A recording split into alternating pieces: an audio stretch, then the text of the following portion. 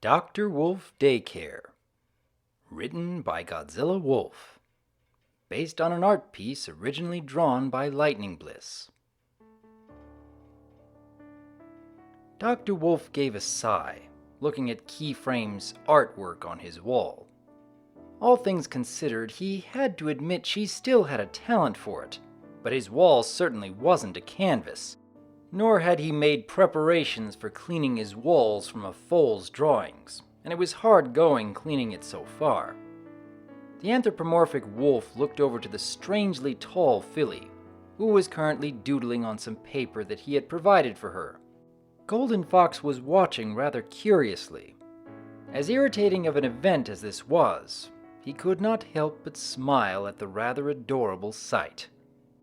That smile quickly faded to concern as he peeked over to make sure KP and Firebrand weren't fighting. His lady had had to go see if she could find proper cleaning materials in the bathroom or supply closet to remove Keyframe's artwork, and he wasn't certain he could split the two up again on his own if they were to resume their bickering. Thankfully, both seemed more focused on other things. Firebrand seemed to have taken to trying to make a makeshift fort out of the pillows from his furniture, while KP was, as the other two Pegasi had already done, fidgeting with her wings in curiosity. Doc gave a small sigh of relief that, at least for now, things seemed much calmer and dared hope that perhaps nothing would happen until Silverquill returned with help. Unfortunately, fate had a habit of not letting things be so simple. The Rift was a very strange place. Not as strange as the library by any means, but it had its peculiarities, such as Lightning Bliss's room being its own pocket dimension, for example. Dr. Wolf's office had its own peculiarity, despite its otherwise normal appearance, namely that somehow it simultaneously existed in both the Rift and Ponyville at the same time. He'd stopped questioning such things long ago, and for that reason he hadn't anticipated what happened in that moment. Dr. Wolf? Called the towering mountain of muscle with minuscule wings known as bulk biceps as he burst through the door. Or rather threw it open and had to squeeze his way inside of it due to his massive size.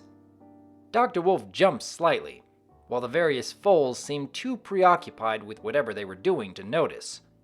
He admitted that while he normally did feel small, since he was only about the size of Ponyville's resident baby dragon, the gigantic pony made him feel even more so.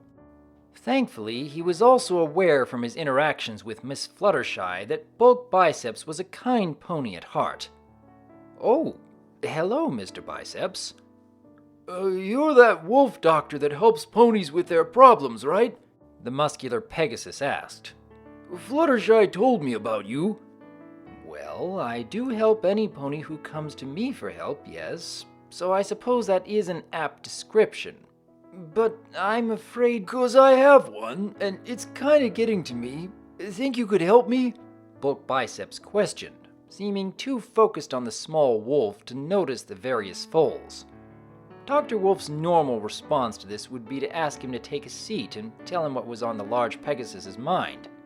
Unfortunately, this was not a normal situation, and while it pained the helpful wolf to admit, he didn't believe he could manage a constructive therapy visit with a room of rambunctious foals.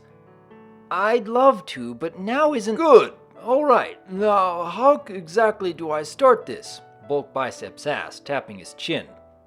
Preoccupied with the huge Pegasus, Doc didn't notice KP had become aware of one of the several plush dolls, or gifts, he had in his room, namely the Discord one that was at the top of his bookshelf. Being a filly, her flight abilities weren't quite developed at the moment, so she instead chose to begin climbing up the shelf itself. You see, sometimes I'm kind of insecure about my image, Bulk Biceps explained. I'm friends with Fluttershy, but I've also got a reputation for being the big strong guy, so I kind of feel conflicted between my softer side and every pony thinking I'm tough. So I've kind of started lifting more weights all the time to look tougher so ponies don't notice how I'm being softer around her. Or that I'm afraid of butterflies. Doc, despite the situation, listened closely, as he knew that few things could be as hurtful as being ignored when you were opening up to some pony. Or some canine, as the case would be. He opened his mouth to reply, when he heard a thud. He looked over to see one of the books had fallen out of the bookcase, and KP was climbing to the height the psychiatrist canine normally used a stepladder to safely reach. "Please don't do that!" he exclaimed. "So, you're saying I shouldn't be lifting that many weights to try to look tough?" Bulk Biceps asked. Doc turned back to him. "No, I mean, yes, but..." He jumped, hearing another book fall. "Please, be careful, you could hurt yourself," he called, looking back to the little blue filly. "So, I shouldn't be trying so hard to look tough because it might be hurting me and I should just be me?" asked the big Pegasus. "Well, that's a good way of putting it," Doc tried to explain.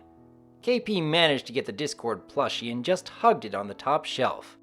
At which point the canine psychiatrist noticed Toon had begun fighting Keyframe over the paper and drawing supplies.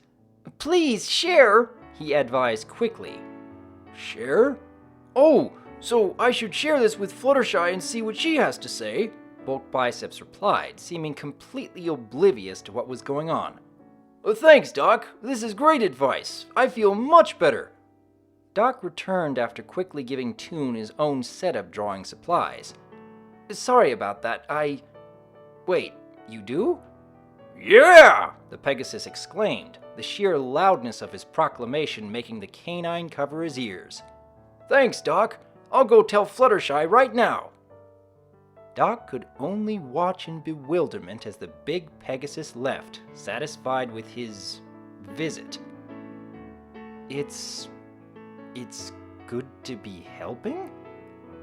He then noticed KP jumping off the top shelf and did a dive, resulting in a loud yelp when the little Pegasus landed on his back, still hugging the Discord plushie. DRWolf sat at his desk, keeping an eye on Lady, who was watching his folified companions. Unfortunately, a business had paperwork to be done, whether he had other things to do or not. Lady had suggested she watch them while he finished what he had left so he wouldn't worry about it later, something he regretfully had to agree with.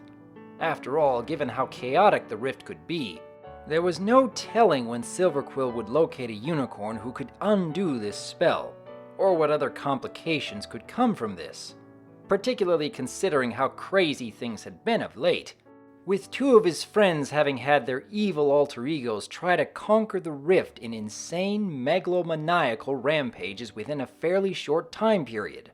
If he didn't get the paperwork done quickly, there was no telling when he'd get another chance at it. With that thought in mind, he took a glimpse over at Toon and Lightning Bliss, both of which were simply playing as carefree foals tended to do. While Thunderblight and Cartoons had both been defeated, perhaps those two spending some time as innocent foals without a care in the world was called for, given how harrowing those confrontations had been, for them and for every pony else.